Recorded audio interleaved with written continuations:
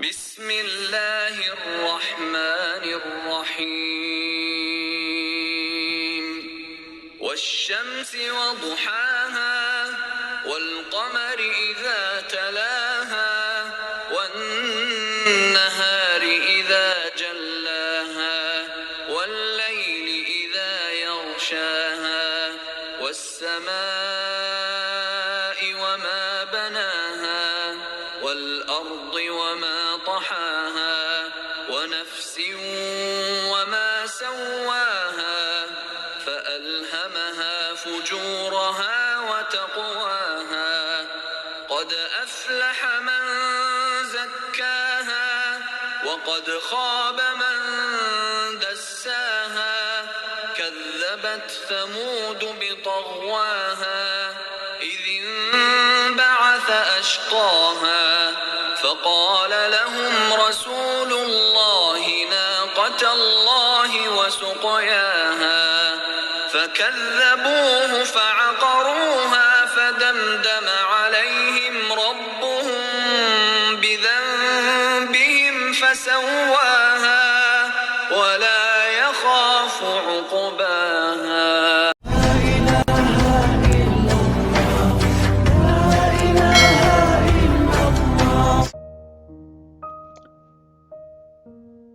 Assalamualaikum warahmatullahi wabarakatuh. Baik, berkaitan dengan pelajaran pada kita hari ini adalah tajuk mengenal tanda wakaf dalam bacaan Al-Quran. Mengenal tanda wakaf dalam bacaan Al-Quran. Mengenal tanda wakaf dalam bacaan Al-Quran ini adalah penting kerana apabila kita mengetahui tanda-tanda wakaf ini, kita tahu di mana yang kita perlu berhenti, di mana kita perlu sambung bacaan. Ya. Okey, baik, seterusnya.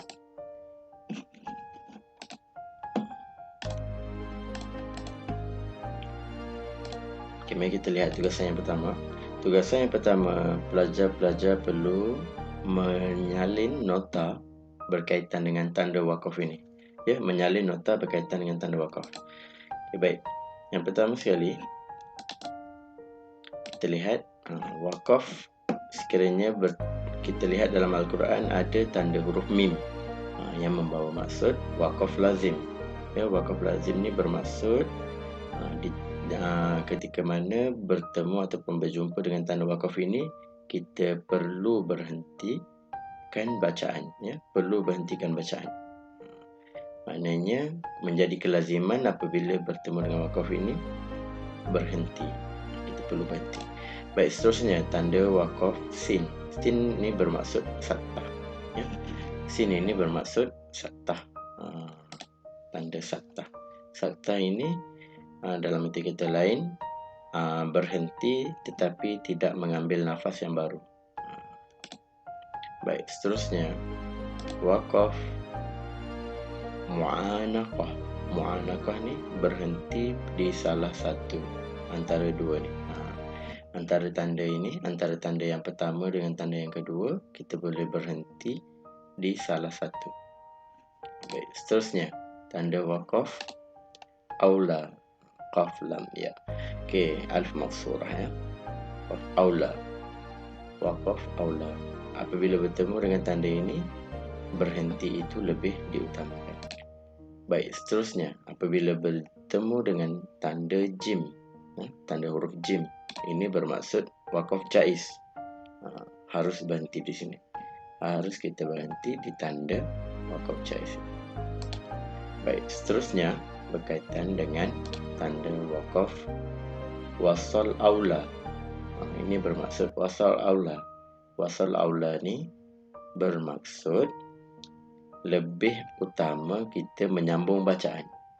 Apabila bertemu dengan tanda ini dalam bacaan Al-Quran kita diutamakan, kita digalakkan, kita diutamakan untuk menyambung bacaan kita. Okey, baik, seterusnya yang terakhir, okey, lam, tanda lam. Tanda lam ini bermaksud adamul waqaf, tiada waqaf, ataupun nanti kita lain tidak boleh berhenti pada tanda tidak boleh berhenti pada tanda lam, tidak boleh berhenti pada tanda lam. Okey, insya-Allah. Seterusnya pada peringkat awal anda perlu mengenal tanda-tanda wakaf ini dalam bacaan seharian. Okey, kedua kita perlu ingat apabila ada tanda-tanda ini kita perlu hafal sebelum kita memulakan bacaan, kerana apabila kita mulakan bacaan kita dah tahu dah tanda wakaf ni tanda apa, tanda wakaf ni tanda apa, untuk kita berhenti ataupun untuk kita sambung. Seterusnya, apabila dah terbiasa ia akan menjadi mudah. Apabila kita selalu tengok dan kita tahu tanda-tanda wakaf ini, insya-Allah lepas tu dah jadi kebiasaan kita, jadi mudah untuk kita tahu di mana kita nak berhenti. Baik, seterusnya, tugasan yang kedua dalam bidang ulum berkaitan dengan adab rihlah. Adab rihlah ini di sini ada 8 adab rihlah. 8 adab rihlah. InsyaAllah Ustaz akan bacakan. Mungkin ada di antara kamu yang masih belum mahir Jawi. Kalau ada yang dah mahir tu, insyaAllah tak ada masalah. Tapi untuk yang belum mahir, Ustaz bacakan. Baik, adab rihlah. Adab rihlah yang pertama ialah berniat kerana Allah. Berniat kerana Allah. Semua agar perjalanan itu menjadi ibadah. Sekiranya kita nak pergi berjalan, nak bercuti ke mana-mana, insya-Allah kita niatkan perjalanan kita itu kerana Allah, supaya ia menjadi ibadah lillahi ta'ala. Baik, seterusnya yang kedua, memulakan perjalanan. Memulakan perjalanan rihlah dengan menunaikan solat sunat musafir dan berdoa. Solat sunat musafir 2 rakaat dan berdoa kepada Allah supaya dipermudahkan urusan dalam perjalanan itu. Yang seterusnya, yang ketiga, memilih tempat yang bersesuaian dan tiada unsur larangan Allah. Kita nak pergi bercuti satu tempat, jangan kita pilih tempat yang hiburan yang melampau, adanya muzik yang terlampau, adanya kelab-kelab malam, itu adalah tempat yang tidak baik, tempat yang ada unsur larangan. Baik, seterusnya yang keempat, menutup aurat. Menutup aurat dengan sempurna supaya maruah terpelihara. Kamu pelajar-pelajar lelaki dan pelajar perempuan seharusnya dah tahu di mana bahagian-bahagian aurat kamu yang tidak boleh kamu dedahkan kepada umum. Baik, seterusnya yang kelima, mendapat keizinan ibu bapa. Baik, ini sekiranya kamu bercuti dengan kawan-kawan, bercuti dengan guru, maka yang paling penting, yang utama sekali, mendapat keizinan ibu bapa. Dan yang keenam, menjaga mata, telinga dan fikiran dengan mengagungkan keindahan ciptaan Allah. Bila kamu lihat suatu pemandangan yang cantik, kamu sentiasa sebut subhanallah, melihat keindahan ciptaan Allah. Baik, seterusnya, sentiasa menjaga waktu solat. Sentiasa menjaga waktu solat. Apabila kamu berkemah, berkelah ataupun sebagainya, solat kamu jangan tinggal. Solat 5 waktu itu wajib diteruskan. Baik.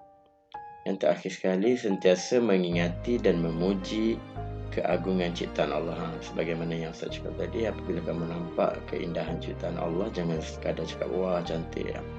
Jangan setakat macam tu. Yang paling penting kamu sebut subhanallah walhamdulillah Allahu akbar.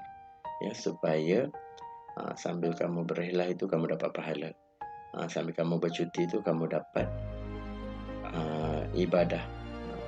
Cuti itu suatu ibadah. Supaya kamu tidak kosong, maknanya kamu bercuti itu kamu dapat pahala dengan sentiasa mengingati, memuji Allah Subhanahu wa taala. Baik.